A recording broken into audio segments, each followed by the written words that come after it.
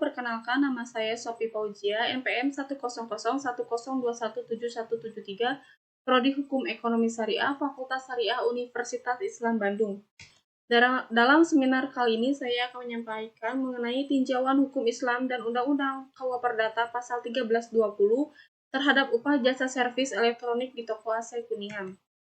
Latar belakang. Hukum Islam adalah peraturan yang dirumuskan berdasarkan wahyu Allah dan sunnah Rasul tentang tingkah laku mukallaf yang diakui diyakini berlaku mengikat bagi semua pemeluk agama Islam. Untuk memenuhi kebutuhan sehari-hari, masyarakat mengkonsumsi kebutuhan dengan cara produksi sendiri atau melibatkan pihak lain, yaitu dengan jual jasa atau menyewa, yang disebut dengan ijarah. Hukum asalnya menurut jumhur ulama adalah boleh asalkan sesuai yang ditetapkan oleh syara. Namun sekarang banyak pekerjaan yang bertentangan dengan aturan agama Islam sehingga upah yang diterima pun dipertanyakan bagaimana hukumnya. Seperti fenomena yang terjadi di masyarakat Kuningan. Dari hasil wawancara kepada Ibu Yanti yang mengalami kerusakan handphone pada bulan Januari tanggal 2 tahun 2021, di mana dia mengalami kerusakan handphone Oppo F1 Plus. Saat itu prediksi awal mengalami keadaan dead boot, di mana handphone mati total tetapi masih bisa bergetar. Lalu si B akan langsung melakukan pengecekan barang terlebih dahulu untuk mengetahui di mana letak rusak dari smartphone tersebut. Kemudian, pihak toko membutuhkan 3 hari untuk melakukan pengecekan barang. Setelah melakukan pengecekan barang selama 3 hari, pihak toko akan menginformasikan bahwa terjadi kerusakan pada komponen referensi, frame LCD, dan lensa kamera. Di awal perjanjian, mereka mempatok biaya administrasi sebesar 50.000 dan membayar setengah biaya komponen sebesar 338.000.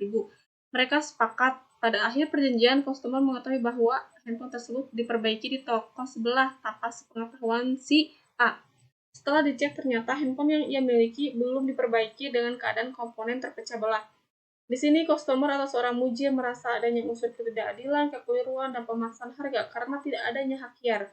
Berangkat dari kondisi inilah, penulis tertarik untuk mengkaji secara lebih dalam bagaimana praktik dan status upah jasa servis elektronik yang diberikan karena dalam prinsip hukum muamalah sangat ditekankan adanya tanggung jawab yang bertujuan untuk menghindari adanya kerugian sehingga ketika bermuamalah tidak adanya pihak yang dirugikan yang ditinjau dari pandangan hukum Islam dengan judul Tinjauan Hukum Islam dan Undang-Undang KUA Perdata Pasal 1320 terhadap upah dan jasa servis elektronik di toko AC Kuningan. Metode penelitian saya yaitu menggunakan pendekatan penelitian yuridis normatif. Jenis penelitian saya menggunakan penelitian lapangan. Sumber data primer saya menggunakan penelitian lapangan yaitu dengan mewawancarai pihak karyawan dan teknisi di toko AC. Data sekunder saya diperoleh dari buku, majalah, jurnal, dan judul lain yang berhubungan dengan judul skripsi yang bersangkutan. Teknik pengumpulan data saya menggunakan wawancara dan dokumentasi.